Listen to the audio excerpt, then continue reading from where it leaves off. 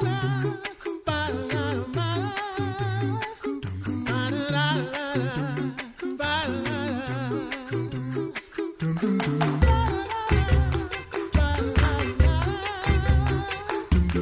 listening to The Coffee Hour. I'm Andy Bates. I'm Sarah Gulseth. Thanks to Concordia University, Wisconsin for supporting The Coffee Hour. Find out more about Concordia University, Wisconsin at cuw.edu. Live uncommon. I think back to my years as a college student, and I'm very grateful for the people who supported me through that, but particularly through the pastor who was right there on campus with us who supported me through that. Yep. And I know that you had a great experience like that as well. I did. And your university pastor just also happens to still be the university pastor there. Joining us today, the Reverend Dr. Jeffrey Leininger, university pastor at Concordia University Chicago. Pastor Leininger, thanks so much for being our guest on the Coffee Hour today. I am happy to be here and happy to be still doing 2 decades into this. I still got my hair. It's my spiritual gift, so we're doing okay. So what exactly do you do as a university pastor? What's the role and what does that look like on a daily basis? It is a very busy and multitasking type of activity. There's the daily worship, of course, that happens, 5 chapel services a week and an evening communion service. And then on a Sunday morning, divine service, plus evening prayer offices and prayer and praise and things. So there's the worship part of it. And then secondly, there's the pastoral care and counseling part of it. That's meeting with students from all different backgrounds, guiding them in their faith, and sometimes helping them with their mental health or just general direction in life. And then we have a very active spiritual life team, and that's the campus ministry. So that's all the Bible studies and the mission trips and the concerts and retreats and outreach and all the things that happen on a Christian campus. So it is a never a dull moment in the life of a campus pastor. How are you able to work through all of those, different parts of your vocation as a campus, as a university pastor? How are you able to work through all of those avenues in order to connect with all of these students that are on campus? It is, Sarah, as you recall from your time here at Concordia Chicago, definitely a challenge because we have students at a university that come here from all different backgrounds. And in fact, we have students that come here from all over the world. Concordia Chicago is a wonderfully diverse campus community. I like to say it looks like the world we're called to serve.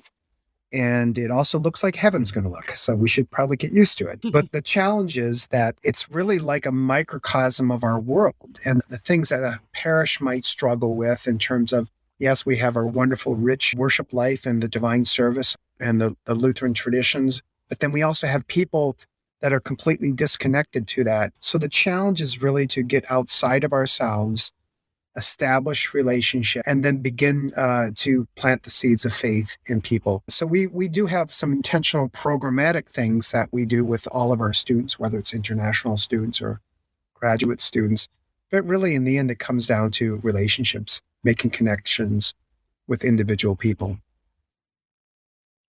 Do you ever find that challenging knowing that the students are only there for, a few years? Some of us might have been there longer than others, but do you ever find that challenging knowing that they're only there for a time? It is a challenge, and also that's a thrill of it too. What are the things that is really wonderful about it is that I get them, especially the younger, the 18 to 22-year-olds, I get them in this special time of life where they're growing, literally their frontal lobes in their brains are still growing. And I get to influence them and have contact with them and support them through these amazing times of college. So that's exciting. And then we send them and watch them go all over the world and serve the Lord. Some of them even go and end up doing things on the radio, for example, like KFU, something like that, crazy things like that. But so I get them for this little time, and then the joy is to just remember that I'm helping shape them and form them for the rest of their lives. And so I hold on to that. But it's a little difficult sometimes because you got to say goodbye to people. And that can be a challenging part of it.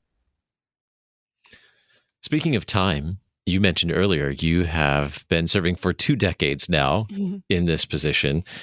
What have you seen change? Have you seen needs of students shift or how you approach your ministry as a university pastor? Thanks. That's a great question. Some things, of course, remain the same. The proclamation of the gospel and bringing Christ to people and serving others, serving people in love, trying to be the hearts and hands and feet of Jesus to students. So those things stay the same. I would say there is a growing challenge with students' mental health.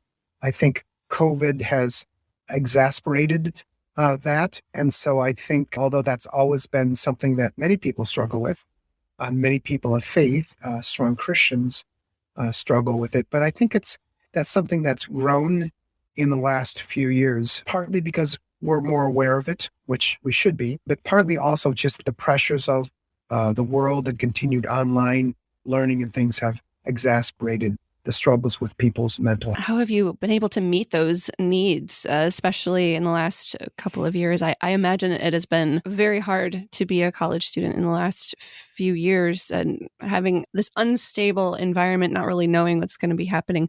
How have you been able to meet some of those very unique needs that have come up over the last couple of years? Yeah, thanks, Sarah. It's certainly been a challenge. I think the challenge is just think about the amount of time people spend on screens. And we're trying to get them off the screens. And then during the pandemic, and if they're in quarantine, everything they do is on the screen. And definitely a challenge. We've done little things like, of course, having little printed devotions for people and the prayer life and everything, but also just reminding them that this is just a time. This is a season. It's a season in our world, our country, and in their lives. And trying to point them to a little broader view of history, to remember that these things do happen and they do come and go, but also to the Lord of history, the God who is the Alpha and the Omega, the first and the last, the beginning and the end, that all things are in his embrace and all things are under his feet. So trying to remind students about that, but it certainly has been a very significant challenge for us. What would you describe as the blessings and the burdens of campus ministry?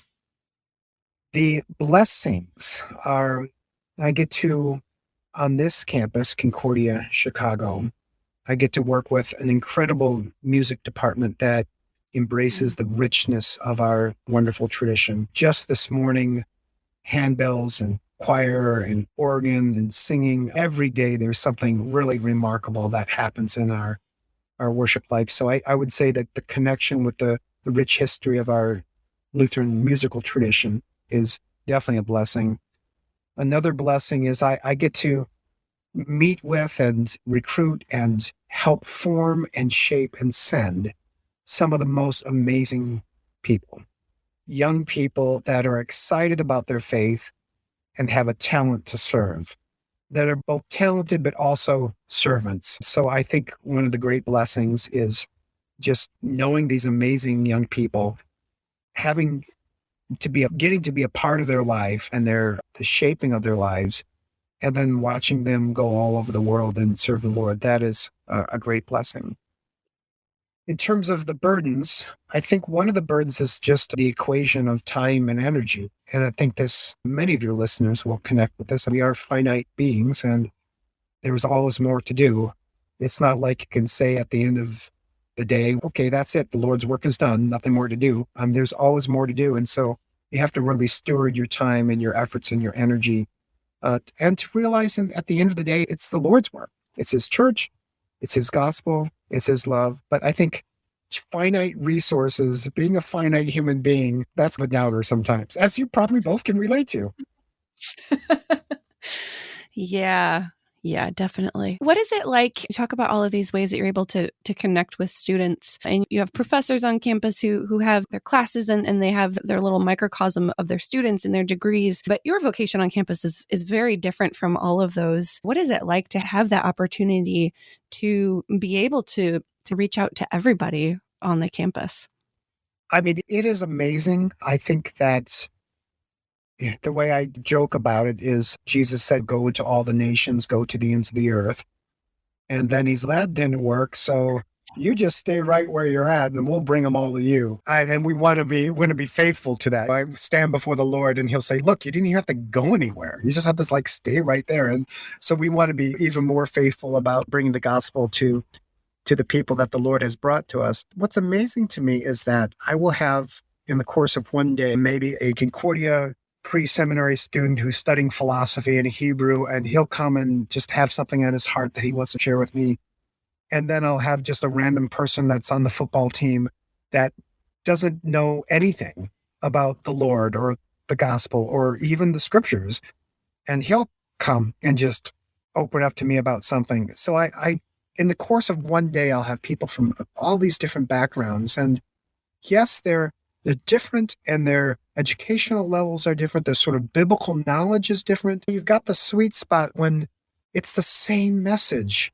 It might be not articulated in the same way, but we all need to know that our fears dissipate before the Lord, that the Lord loves us, that we have been redeemed, that his blood has cleansed us from all sin, that we have purpose and meaning in the gospel.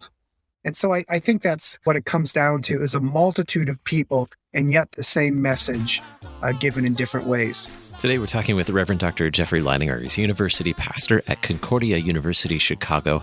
We have more to chat about with Pastor Leininger in just a moment. You're listening to The Coffee Hour. I'm Andy Bates. I'm Sarah Gulseth.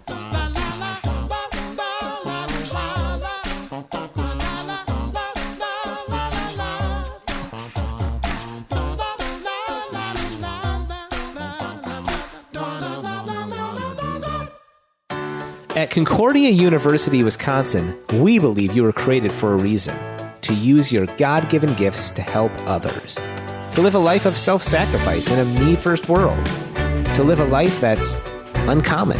Whether you're taking one of 50-plus online programs or learning with us in person on the shores of Lake Michigan, you'll be equipped to make an uncommon impact. Learn more at cuw.edu. Concordia University, Wisconsin. Live uncommon.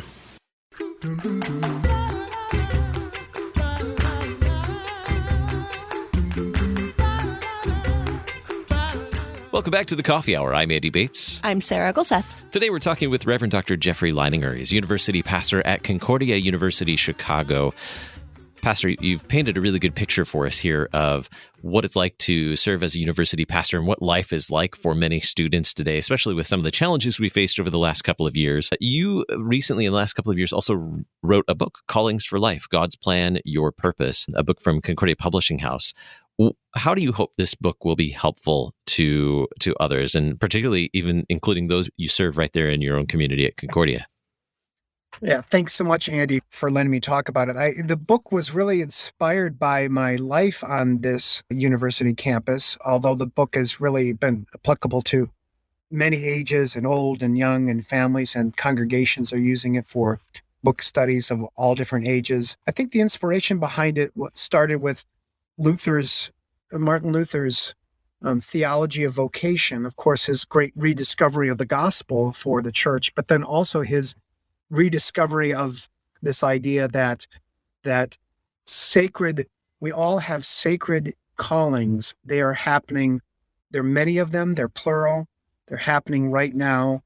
They're happening in the day-to-day life of this planet. They are given to us by God. They're not an escape from the world. They're entering back into the world. So it really came from Martin Luther's theology of vocation, this kind of misunderstanding that's out there in a lot of even Christian universities, well-meaning Christian universities and Lutheran universities, where the idea of the misunderstanding is that there's one great thing that you're put on this planet to do, and you have to discover it in college. That's actually not the case. That's not really a biblical concept. So my inspiration was to help college students and people from all different ages and walks of life to understand that there are vocations happening right now, that they are called to be faithful in them, and that they are sacred. They are God-given. How is that kind of life-changing for someone, especially a young person in college, to have a mindset shift from, I have to find the one thing I'm going to do for the rest of my life, to, no, you have these vocations right now that you're already doing. What does that mean for a young person to have that mindset shift? Yeah, thanks, Sarah. It's both law and gospel in a real Lutheran sense. The law part is, holy cow, I have got a lot of things that I'm probably failing at right now. It's really easy, I think, especially in college, to You could be dismissive of being a good college student or being a good roommate or even being a good boyfriend or girlfriend, as long as you're going on this quest to find that great mythic seismic thing you're supposed to do in life. You can end up being dismissive of that. And so the kind of law application of this is that, no, you've got a lot of things right now, and these are important and godly and sacred to be going about. So it can be convicting for students, but also eye-opening and enlightening for them to begin to look around. I talk about, if you want to know how you're called, just look at the faces and the places and the spaces. The faces, the people that you meet when you're walking down the street. The places, where do you live, work, and play? The spaces, what are the roles that you fulfill in the church and the world and society? So they look at that and they begin to see there are a lot of things right now that I'm called to do. And most of the things that you're called to do are happening now. Actually, you already have that. In terms of the gospel application of this, or the gospel insight into this, is coming back to our baptismal callings, our baptismal calling being the central foundational calling for everything, that because we have been redeemed by Christ, washed in his blood, given the Holy Spirit, we are free then. We are free to empty ourselves, so to speak, in the world around us, because we don't have to earn our salvation anymore. God doesn't need our good works. We don't need our good works. Our neighbor needs our good works. So because we have been free in our baptismal calling, we are now free also to serve others. So I think both those aspects can be quite enlightening for young people.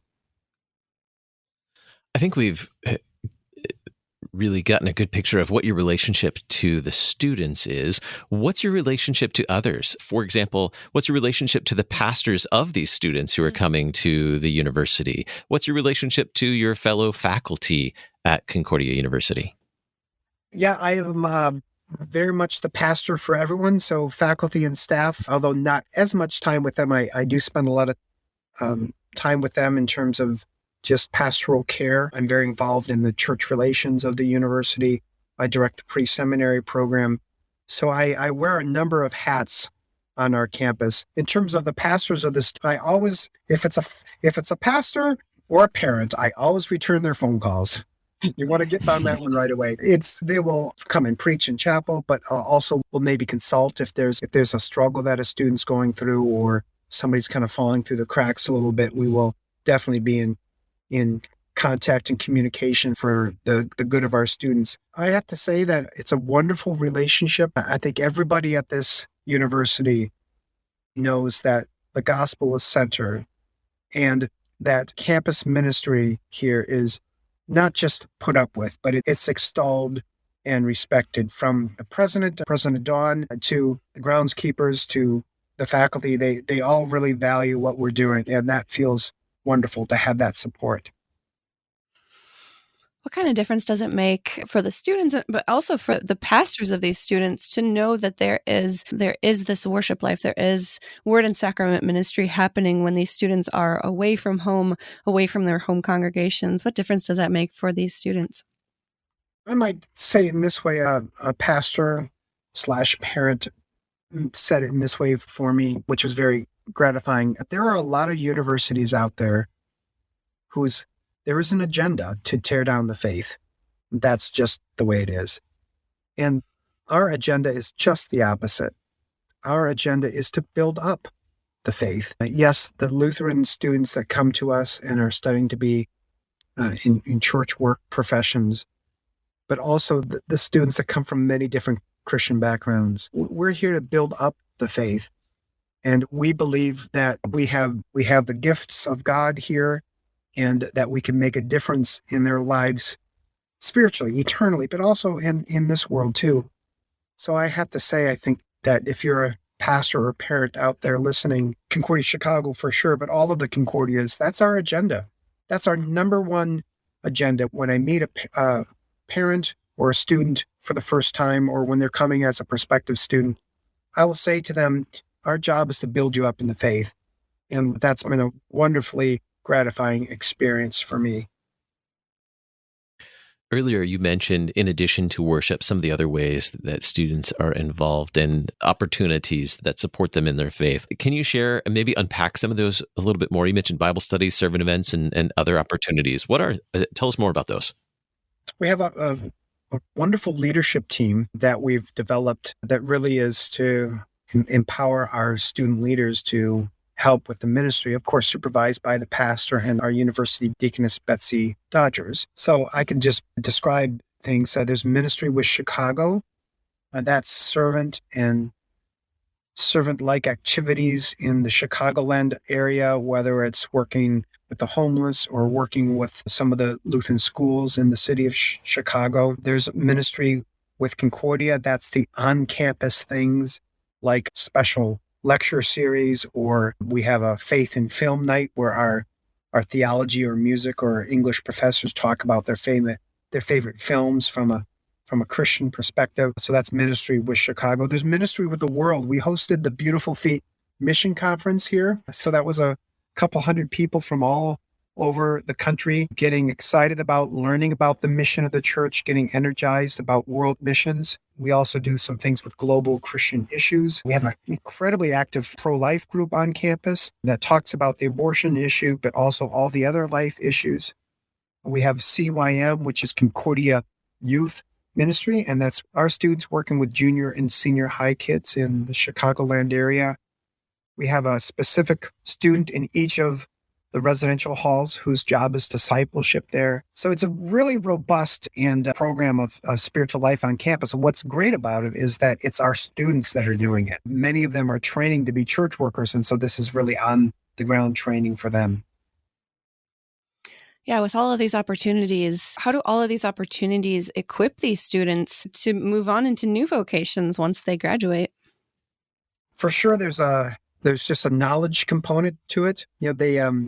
They learn how to do a Bible study, or they learn how to do a retreat or a lock-in with the junior and senior high kids.